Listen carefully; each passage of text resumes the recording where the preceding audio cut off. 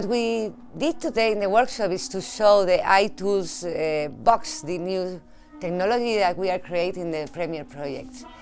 And it was very interesting to try with people from here, from the IDlab, from the Academy of the Dance and Theatre, and people from guesting also around Amsterdam, and people coming also from Belgium. And it was very interesting to try with them and to get the feedback of these people, that they were super creative, choreographer, artists, visual artists, to get this feedback to keep feeding this artificial intelligent machine that we are going to create. We try different interaction between body, light, body, movement, body, sound.